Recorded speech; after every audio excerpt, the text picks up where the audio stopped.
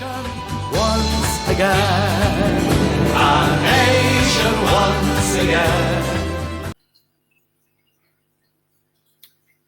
Hello everyone and welcome to the latest recording of The Independent Activist from Belfast. I'm joined today by Dr Saeb Shaath. He's a former previous representative to Ireland, His Retired Excellency Dr Saeb Shaath. We're going to talk on the programme today about ceasefire, about aid, why it was not getting in before, what's happening now, an update on people going to northern Gaza. Then we're going to talk about Trump's statement, which came out this morning, his views on what's the future for Gaza, and then we'll maybe round everything off with what's happening in Lebanon. There'll be many people killed and injured trying to return to their homes as part of the agreed ceasefire between Israel and the resistance groups in Lebanon. I'd like people to always remember, please subscribe, share, like, and join us whenever we record a programme. And indeed, hopefully in the future, we're going to go live. So welcome again, once again, Dr. Shaath. It's our honour and pleasure to have you with us. You're such a mine of information of everything that's happening in West Asia and indeed globally. So if we could maybe talk about what's happening in Gaza, what's going on the ground. If we start with the ceasefire, how the ceasefire is going, how it came about, why in your opinion it came about, and why were so many people being starved in northern Gaza, and what was happening to the aid trucks, and why was it so difficult for people to find any form of food or fuel to keep themselves alive during this last 16 months of Zionist, American, German, British and French genocide. Thank you for the invitation. It's an honor to be with you, Fra. To start with, this ceasefire, which is they signed on last Friday a week. It was proposed the same terms and that around the end of December 23 by the resistance. Then the same ceasefire terms were as well agreed upon. Even the Americans put it in May, and the Americans, Biden at the time, put that in as his proposal in a Security Council resolution, which everybody voted for. And then the Zionist entity Netanyahu refused to adhere to that, and as they did for all the United Nations resolutions, which is over 65 from 1948 till today, or more, they never even complied with any United Nations resolution. And we know what one United Nations resolution did to Iraq. The Americans and the British and that waged a war, destroyed the country with their alliance, and killed 2 million Iraqis. The Zionist entity didn't comply with over 65, I'm saying nearly 70 resolutions.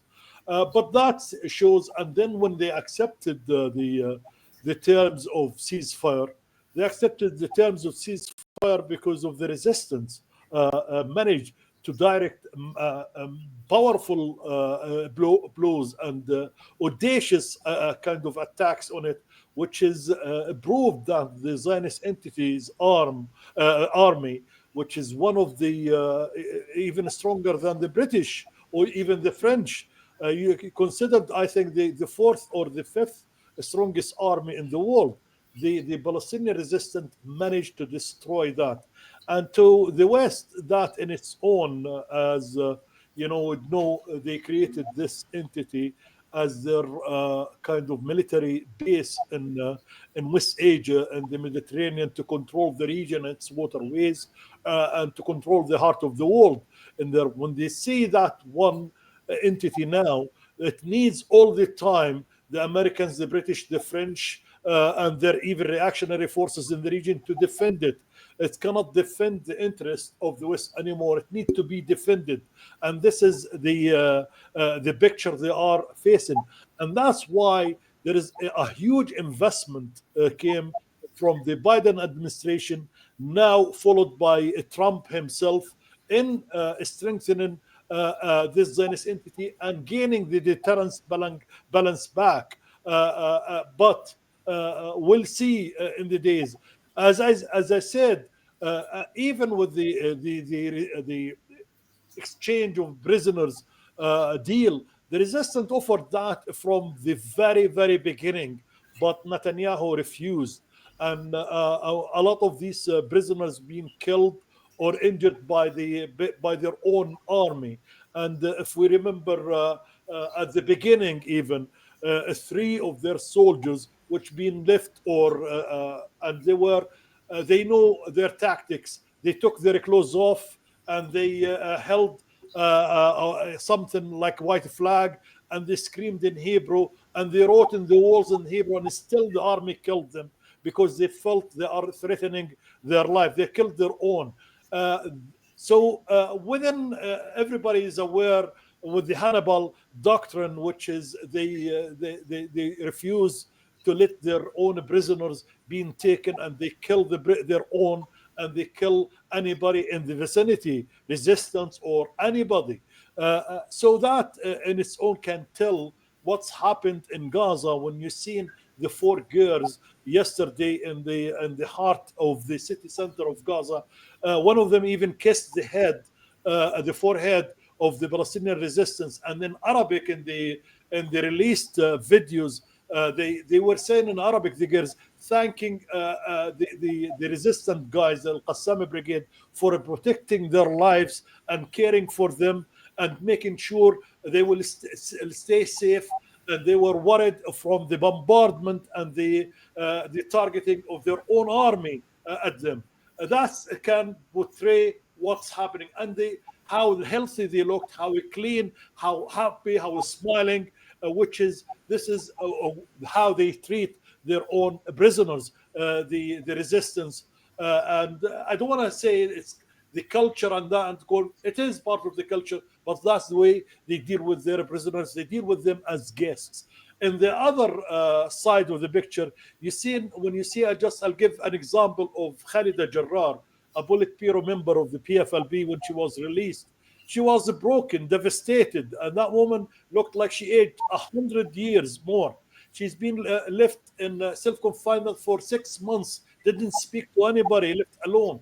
And all the prisoners I heard on with their interviews, they speaking of a vicious kind of tactics used against them. Very cruel, being beaten day in, day out, denied food, denied hygienic facilities, denied to go to toilet, denied to eat, deprived from sleep. That can shows what kind of entity we're dealing with, monster in a form of a state of Israel, accepting that being financed and fed by the West. Today, I'll give you another example of how they committed these guys. Yesterday, we heard of a name called Erbil Yahud. And Erbil Yahud, she's a prisoner with the Palestinian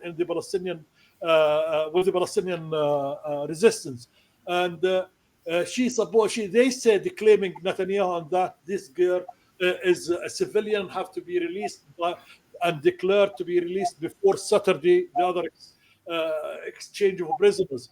And the resistance said no, she is, and they proved she is herself. And when she was questioned, she said she's a military personnel and she worked in the intelligence services of the army, and they proved that. It's still Netanyahu who is looking for any form of victory, galvanize the whole Zionist entity behind him around the release of this woman, and stop the commitment to fulfill in return what the Palestinian agreed upon within this last exchange of the four, which to allow the people to go from Rashid Road, which is the seaside road in Gaza.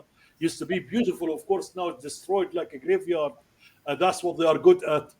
The people, there is over 1 million people have been waiting under the rain, in the cold, not being sleeping. They took all their belonging from the south, from Khan Yunis, to them. They want to go home, and they are prevented from returning because of the They want an affirmation from the Palestinian on this one gear. The Palestinian, they did give them information about that one gear, and we heard the news from Netanyahu. Okay, we'll start, we'll proceed. But all of that is just to show Netanyahu and his government seeking any kind of uh, show of they are controlling the events.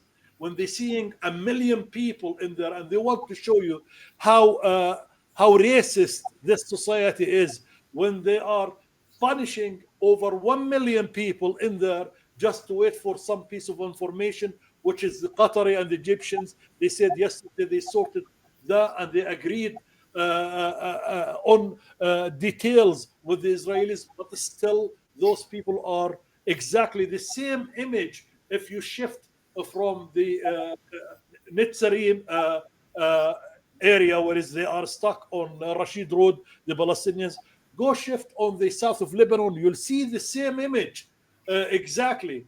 The Lebanese people in their hundreds of thousands want to go back to their home, and they've been stopped because in the breaking of the siege fire terms in there, the Israelis tanks and personnel is still there and killing this morning over 4 people and injuring many in there. That's in disregard of the international community and in disregard of the ones who said they're going to be, the one who going to guarantee the execution of these peace terms, which is the American, the French, United Nations. That shows you this entity act in disregard of international community. It acts in disregard to humanity. It treats everybody who is not a Jew as a subhuman. And I'm saying exactly what I'm saying. I mean it. Everybody who's not a Zionist Jew, they treat them as subhuman, because most of the Lebanese in there, at least half of them were Christian Lebanese who's trying to return home. And look what they're doing to them. The Gazan as well. There is maybe at least 5% of those people in there in Gaza hanging the million, or at least Christians from Gaza. They don't care about anybody's religion or anybody's ethnicity or race. They are racist. They are monsters, and they know they are a tool in the region to secure the Western elites kind of interest in dominating the area. That's what they are good at, and that's where they get their support, and that's how they are shielded diplomatically by the Americans and the British and the French. Yes, what you said there, Dr. Shaath, seems to tie in with what was it Yoav Gallant said on the 8th of October 2024. We are fighting human animals. This whole idea of dehumanizing the other in the attempt to justify and therefore make acceptable to treat human beings like animals, like dogs' dirt on your feet, to treat them like they have no humanity, no compassion, no empathy, no love of life. I've heard so many times over the years Israeli people, Israeli spokespersons, and those who are defending them say that the Palestinians have a martyr complex. They embrace death, whereas the Israelis only want to live. And more, it appears that Israeli society, the establishment, and the mainstream media are actually projecting Israeli Zionist fascist philosophies and actions onto the Palestinians. It's almost as if every time the Israelis come out and say something about what the Palestinians are doing, you should really turn that 180 degrees, because it's quite likely that that's exactly what the Zionist regime and state is doing. Now, I know you're a patron of Palestine Aid, a registered charity in the north of Ireland. And we have on our ticker tape at the bottom the details for the charity and how you've helped supply 210,000 meals to 15,000 displaced persons in Gaza. But in a previous conversation, you'd mentioned about how there were elements within the Palestinian society who were acting against the interests of the Palestinian people, against the interests of the civil defense groups that were trying to share out food, trying to share out fuel, trying to shore out medicine. Can you explain, in your opinion, why the prices went so high in Gaza for basic food supplies, why there was a shortage to include the siege, and what remedies have come to the fore, and how much aid is actually getting in? Is it really 600 trucks per day, as the ceasefire states? Is it more? Is it less?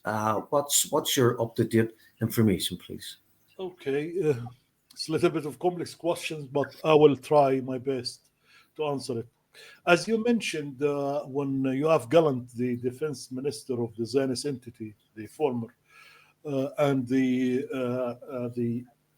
president of the Zionist entity, Herzog, who claim he is Irish, Herzog said there is no innocent, no innocence in Gaza, and that's in a way he want to exactly portray his own society, since everybody in the Zionist entity from the age of 16 up till the age of 65, maybe 18 or 6, I'm not sure 16 or 18, but 18 till 65, they are reserve members or conscripts in the Israeli army. So that's what he wanted to portray, or to, as you said, to project their society on the Palestinians. And this is, or as well, we are not innocent because we are not human beings to them. And the same thing you have Gallant when he said no water, no electricity, no fuel, no medicine, no nothing to go, and they are subhumans or animals. And then we heard American congressmen say, finish them all, kill them all, turn Gaza into a car lot.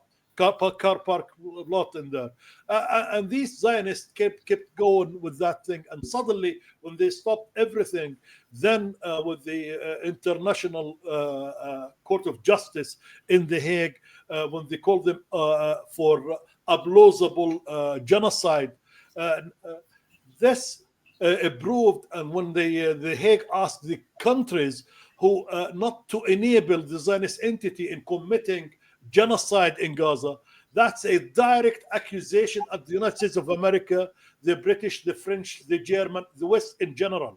So at the time, Genocide Joe, at some later stage even, were asking the Zionist entity, especially during their operation in the north of Gaza and Beit Hanun and Jabalia and that, I give you 30 days, he says, to allow aid to get into Gaza.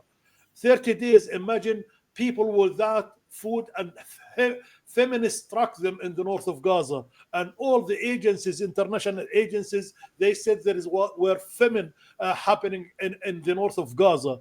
And still Biden chose 30 days to allow.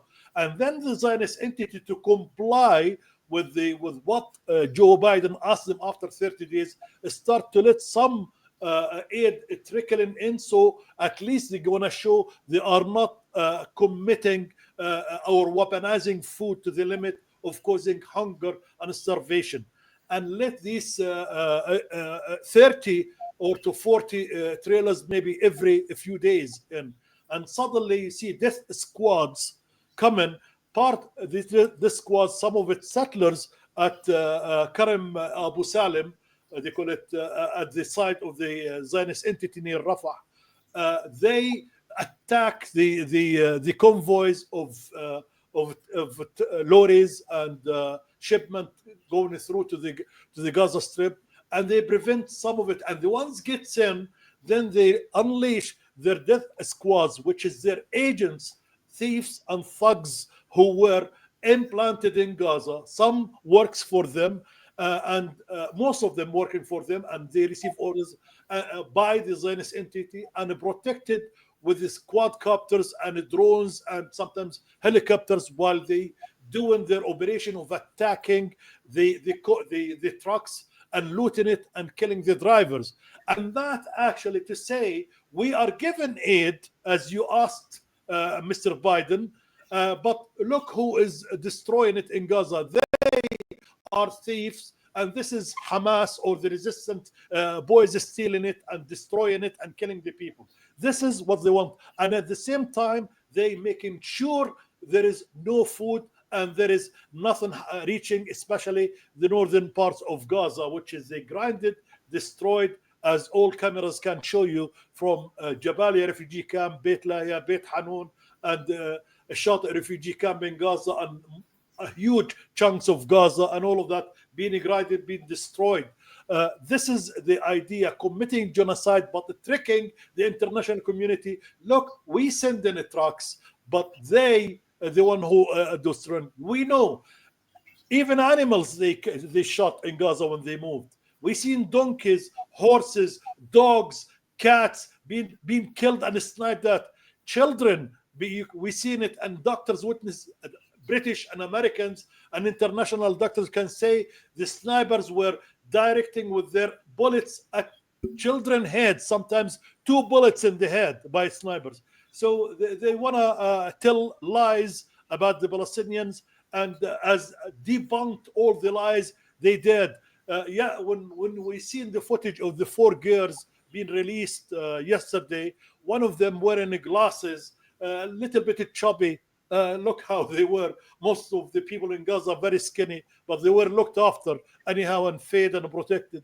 That one, there was footage at the time coming from the Zionist entity showing that girl was raped. That girl, look at the blood on her face, and they spread it all around the world, and were beaming all of these images to their own thugs or their own population. These rapist Palestinian, the same idea as well. Babies being put in the ovens, babies being cut, and all of that being debunked by their own media as well after that. And still people buying that, and still Western leaders buying that. Why Western leaders want to buy that? Because they know these thugs, this satanic state is serving the interests of the ruling elite of the Western powers. That's all. They don't care about humanity. They don't care about international law. They don't care about the people who has been genocided, decimated. The international community, comrade, witnessed and a genocide and did nothing to stop it. Some voices in the streets and demonstration from the ordinary people everywhere. Some countries refuse that here and there, but the one who controlling the international community, the Western powers, were party in the genocide. They were party in committing all of the atrocities and all the destruction. Even Trump himself today or yesterday said he's resuming supplies of the 5,000 pounders bunker busters and 2,000 pounders bunker buster to the Zionist entity who committed genocide. When they asked by the journalists why, he said they bought it. Simple as that. And this can show where we are heading with this fascist style of policies is coming.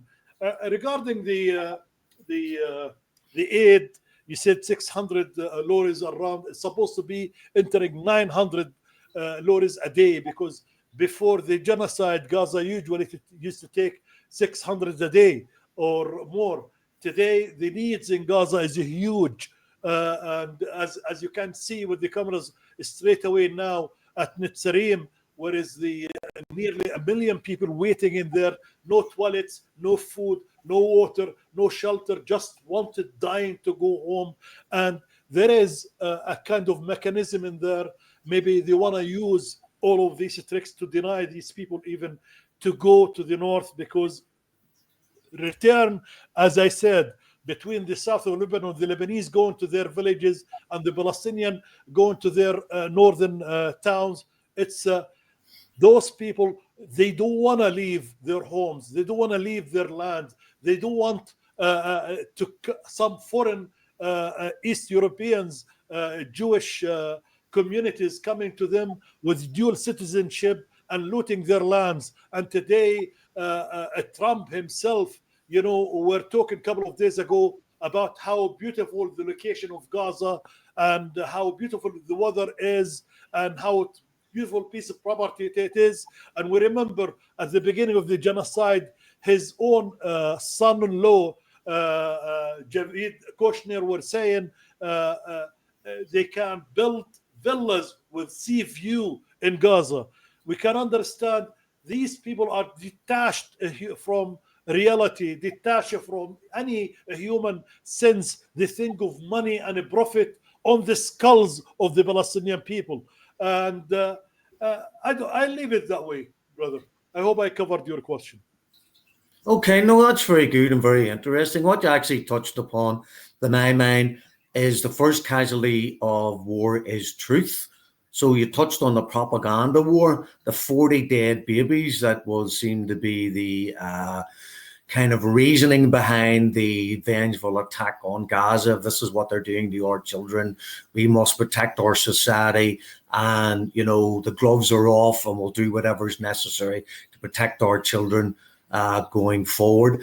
And as a parallel to that every young Palestinian child will grow up to be a Palestinian terrorist, and therefore it's justified religiously and morally on many levels to murder children so that they don't grow up potentially to murder your children. So children aren't innocent, as you said. No one in Gaza is innocent. They are all potential targets for the Zionist, racist fascism that seems to be so prevalent within Israeli society. The second thing you touched upon, which I heard, is the psychological war. So it's pushing people down and then building people up. So there was the hope of the ceasefire, at least on two previous occasions that you've alluded to, where the people in Gaza were praying and hoping and wanting a ceasefire that never came about. So they build people up psychologically with this hope that there might be peace, there might be respite from the war, their children might be able to go one day without drones, quadcopters, F-16s, F-35s, tanks, artillery shelling, and shelling from the seas, from the Israeli Navy. So there's a propaganda war, then there's the psychological war, and now we're into a war of words and a clash really of not civilizations, but a class conscious clash. And by that I mean when you started talking about them building let's call them condominiums on the beach in Gaza with beautiful views of the Mediterranean. And let's just say you had a motorboat and you could speed over to France or Spain or Morocco or Lebanon or anywhere you wanted to go because you have the freedom of the high seas. It struck me very strongly that Trump has made his millions or billions in the construction industry and building hotels. Is it in the back of his mind that he'll get some real estate on the Gaza foreshore next to the beach where he can build a Trump Tower like they talked about in the Golan Heights when they named Trump Heights after one of the illegal settlements? So Trump said something about removing the debris and removing the rubble and constructing the future. Is he talking or alluding to removing the people in Gaza? Is there going to be some plan? Let's get all these poor people out. Let's go in and clean the place up. Let's build, and then we'll bring the people back. And obviously the people will never get to come back. So what do you think the plan is for Gaza? And do you think there's a secret or not so secret deal to fully annex the West Bank? And are we back to Gazans going to the Sinai and people from the occupied territories going to Jordan? Or do you think Egypt and Jordan will stand their ground? Yeah, exactly. You summarized in your question, summarize that. That's their aim. Trump, he said, totally clean of Gaza, the term he used, and then to remove the people. Before he was thinking of Indonesia, even sending the Palestinian to Indonesia, and now he's saying just sending the people 1.5 million people. Gaza is 2.2 million. Why he's saying 1.5 million to Egypt and Jordan? He called the king because there is over 100,000 injured people who need to be evacuated to hospitals because there is no hospitals left in the region, maybe in Turkey, in Egypt, in Emirates, in Ireland, everywhere. And at least these 100,000 injured people, they'll have at least one or two companions from their families going to them. That means you're talking about 300,000 or up till 400 or 500,000 people leaving, okay, under cover of a treatment. And then left in Gaza will be 1.5 million. This is the 1.5 million Trump talking about, to be shifted to Egypt temporary, he's saying, or a long term. Like it's up to the people, he's saying, and to Jordan. He's trying to use the leverage he got on these regimes in the area, like in Egypt, or in Jordan, and using the Saudis as well with their financial leverage to pressurize these countries who depend on aid as well from Saudis. And we heard when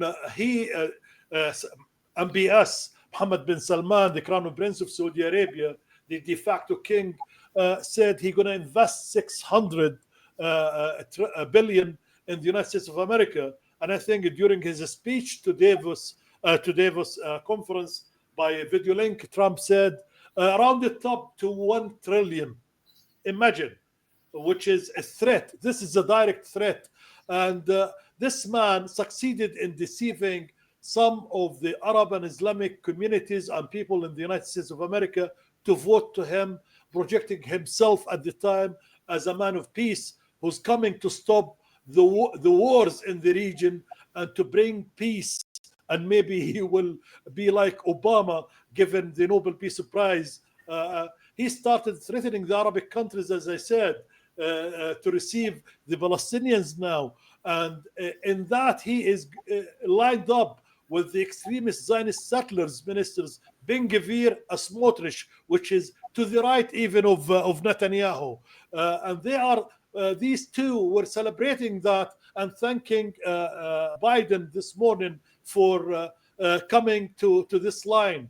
And in that light as well, we'll see what's happening in Jenin, since one of the bribes Netanyahu, the media were saying, he used because Ben Gvir refused the ceasefire, and he left the cabinet, and then Smotrich is left the one which is in the cabinet, and Netanyahu don't want him to leave. It's not just because even the left and the Labour Party, the Zionist Labour Party, give what they call it security net for Netanyahu's government will stay if these two leave, as long as he signed the ceasefire to bring the prisoners. But Netanyahu don't want to be controlled by the opposition. He wanted Smotrich, and he said, we have big projects with Netanyahu coming. And he said, one of the bribes to allow him doing what he's doing today in Jenin and in the West Bank. They targeting the Jenin because Smotrich had a famous map about expanding the settlement in the West Bank. And we know now the West Bank have, since the signing of Oslo agreement with the PA, used to be settlers around 50,000 in the West Bank. Now you have 850,000, and Smotrich want to double that or triple that, because to him, West Bank, he call it Samara, Judah and Samara, which is religious to them. And these guys got the green light, definitely from Trump and Netanyahu, and to go ahead. Let me look like a man who helped in bringing peace in the area, swallow the West Bank. We remember his famous talk before he was elected again, and he said Israel is a small country.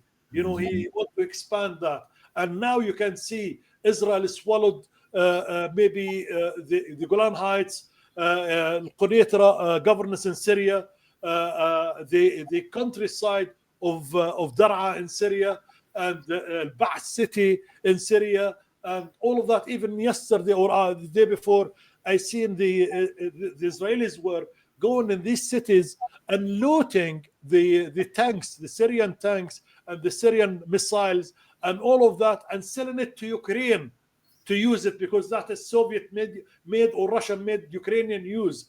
And And I seen security guy from Hayat Tahrir al-Sham, Julani guys, watching the whole thing, didn't even wave his finger to say no to them. This is, you can see the whole thing, how it's unfolding. And they do that by deceit, as now they are using. They are defeated in Gaza, signed the ceasefire in Gaza, the graveyards of their tanks everywhere in Gaza, and everyone to see Gazan boys celebrating victory, and now Trump using the official Arabic regime like in the region and their money to start to put a wedge between the people and the resistance, using the Arab regime and using the misery the West helped in creating in Gaza. No houses, not even a single house you'll find in Gaza is being you can live in.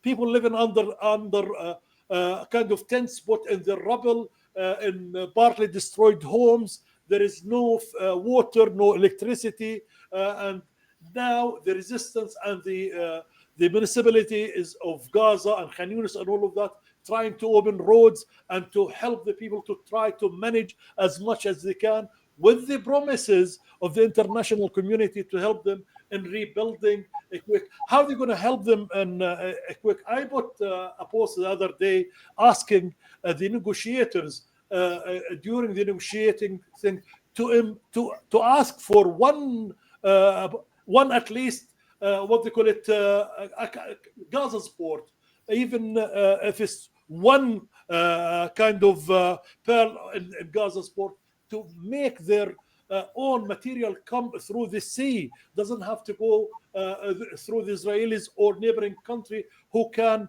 actually delay the rebuilding of Gaza. Gaza needs everything because they destroyed everything. They made sure Gaza is not kind of livable. You cannot live in Gaza. There is no water, no electricity, no roads, no hygiene, no schools, no hospitals, no places to work.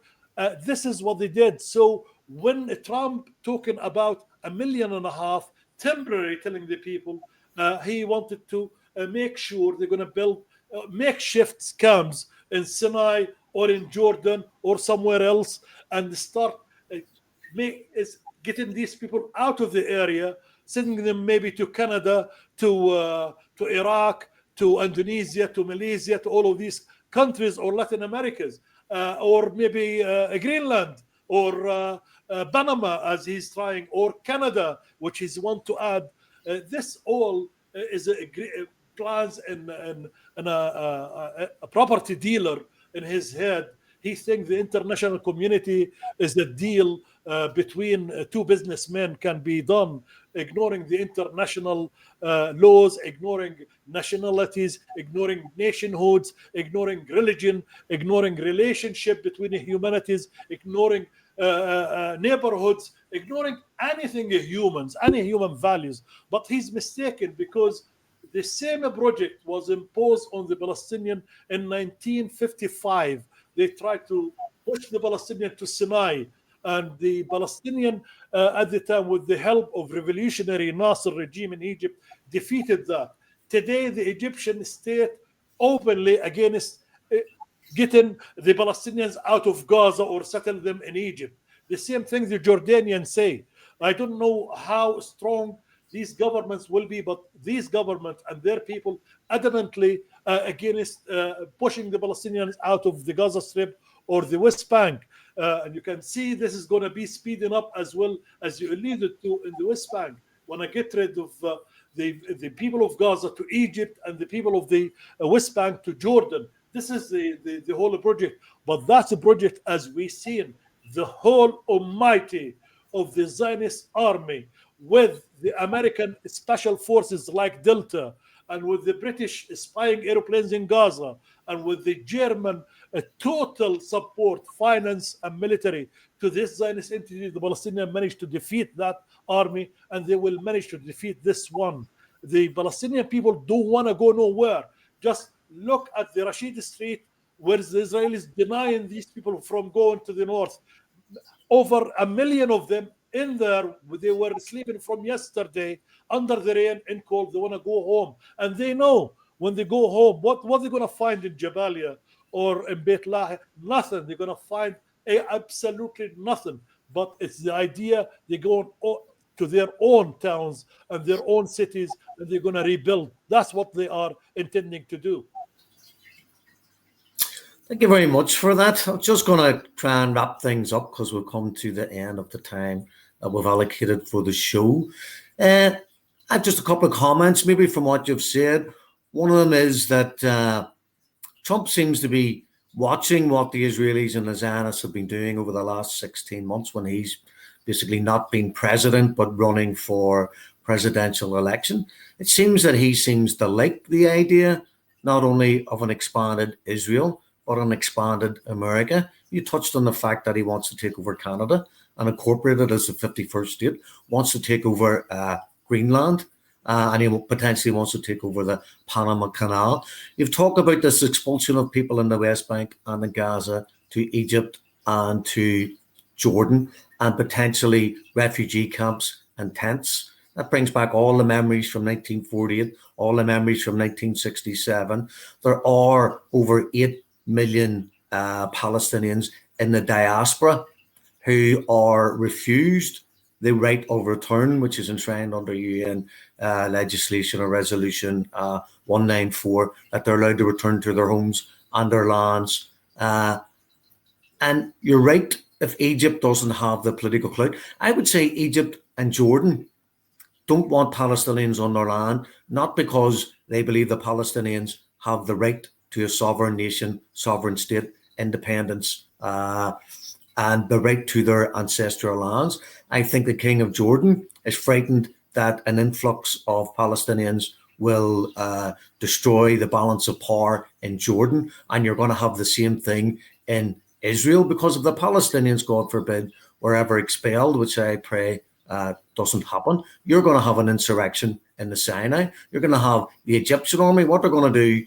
Israel is going to move its Palestine problem potentially to become Egypt's Palestine problem. So if they get rid of everybody, then it'll be the Egyptians who are fighting the Palestinians, who are trying to fight the Israelis and trying to regain their land. So hopefully that this ceasefire will continue. Hopefully Trump is just doing what Trump does, putting the fear of God into people. His leverage and his strength is his the fact that people are unsure of what he's going to do next. It's not instability. He seems to have this Jekyll and Hyde character where he swings from one extreme and then to another, perhaps dependent on the people that are around him. But just in conclusion, Dr. Shaath, is there anything you would like to just quickly run over, just to round up what we've been chatting about, or any points you think we maybe should have made? Trump arrogantly project the arrogance of the American, what they call it, Pax Americana, the American empire. And he's projecting a new colonialism without, like hesitating of identifying that. He's just trying to mishandle the Arab nation and its national security, and deceiving all the people in the region. When he came on, as he's the one who's trying to break this war and stop it, and break the peace and bring peace in the area. But what we witness, the Arab people now, they have to watch very well how their national security will be touched and mishandled by the Americans and these Western powers. He himself, Trump, opened fire in his own friends before his own foes. He directed his fire at the West Europeans to buy the Americans gas, which is 5 times what they used to get from Russia. Otherwise, the tariff. He threatened the car industries in all Europe to push the Tesla's car. He threatened them the way they're taxing Amazon and Google and Meta and all of and the X, which is Twitter. and he's showing them the multinational companies, American multinational companies, are today are the players, not just in the economical market, in political arena as well. And we seen his fascist Nazist group around him, from the head of X. What his name? I don't want to even remember his name. The one who gave kind of Elon Nazi, Musk. Elon Musk, with his Nazi salutes. All of this, what we see, and we see it's in the open, because this is the arrogance of power. They think they can impose in the world what they want. The world is bigger than Trump, and bigger than what he think he is, can scare the Europeans, because the Europeans lost sovereignty since the Marshall Plan in the late 40s and early 50s. There is not single one West European country can consider itself sovereign. This is their fear is nothing to do with the global South countries or Asia or Latin Americans. Those people are fighting all along against colonialism, and they all know they want to get their own resources, and they want to get sovereign in their resources, not to be looted again and again and again by Western powers. Like 1 trillion from Saudi Arabia that denies the region of West Asia investment, deny the African people from Sudan, Somalia, and that any hope in the future. People have to comprehend it in that way. Thank you, brother, for having me today. It's always a pleasure, and I look forward to chatting again. Dr. Saeb Shaath, thank you very much.